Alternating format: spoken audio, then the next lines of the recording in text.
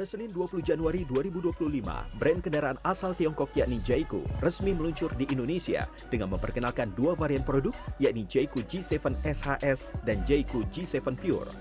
Dengan teknologi yang mengusung plug-in hybrid, Jayco G7 SHS diklaim bisa menempuh jarak sejauh 1.200 hingga 1.372 km berdasarkan uji jalan dalam kondisi tangki BBM dan baterai listrik terisi penuh. Sedangkan Jayco G7 Pure ICE adalah varian mesin bensin 1600 cc turbo. Sebagai bagian dari keluarga Chery Group, Jayco memiliki perbedaan segmen dan target pasar antara sub-brand yang dimiliki Chery sejauh ini seperti Chery dan Omoda. Ya, kalau dilihat dari desain, dari target customernya memang berbeda-beda. Kalau seperti Jayco kita lihat lebih manly, lebih SUV.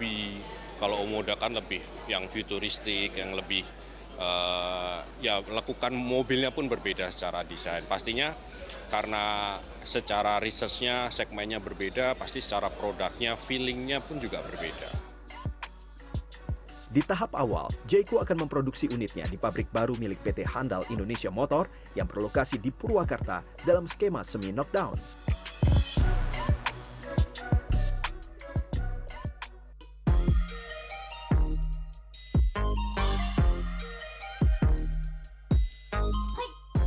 Kedua, ada Denza, sub-brand dari merek kendaraan listrik asal Shenzhen, Tiongkok, yakni BYD. Denza resmi meluncur di Indonesia pada 22 Januari 2025 di Jakarta. Dalam debutnya, Denza memperkenalkan MPV listrik mewah bernama Denza D9. MPV ini didesain untuk menawarkan kenyamanan dan kemewahan bagi penumpangnya, serta menjadikannya sebagai saingan langsung bagi Toyota Alphard dan Velfire di segmen MPV premium Indonesia. Ya, tentunya BYD adalah brand yang membawa line up mostly adalah full electric, dan tentunya tidak mungkin kami membawa satu brand ini dengan hanya satu produk. Ini baru awal, kita akan lagi dan membawa lagi beberapa line up yang baik, yang dapat dan cocok untuk pasar Indonesia. Khusus di Denza tentunya kami berfokus pada pasar premium. Denza D9 adalah inisial produk yang kita bawa sekaligus peluncuran brand di Indonesia. Denza D9 dibekali baterai listrik yang mampu digunakan untuk menjelajah sejauh 600 km dalam sekali pengisian baterai secara penuh.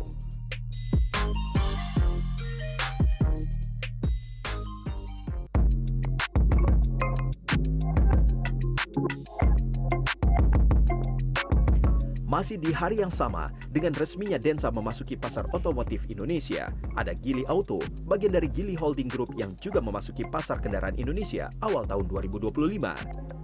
Geely pernah memasuki pasar kendaraan Indonesia pada 2009 lalu sebelum akhirnya menghilang pada 2016. Kini, Geely hadir dengan citra baru sebagai pemilik grup holding yang menaungi sejumlah brand kendaraan seperti Volvo, Lotus, Polestar, Zeekr, dan lainnya.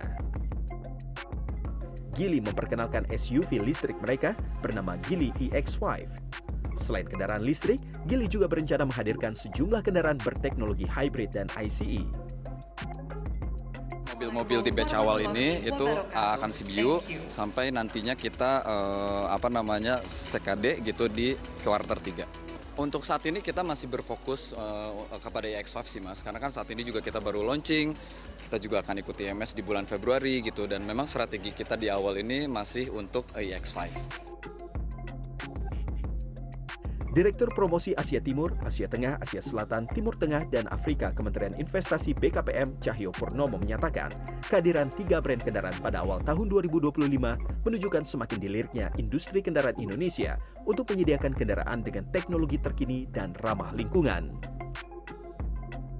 Ya, tentu tadi kita harapkan kehadiran mereka, ya kehadiran investasi mereka itu tadi bisa membuka lapangan pekerjaan bagi orang-orang kita.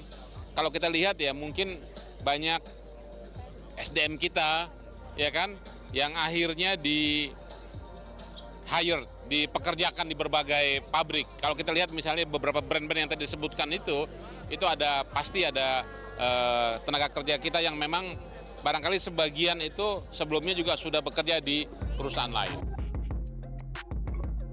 Teknologi baru dan fitur yang dihadirkan diharapkan bisa memberikan dampak signifikan terhadap perkembangan industri otomotif nasional lewat transfer pengetahuan dari negara asal produsen kendaraan. Albi Pratama, Baramaestro, Jakarta.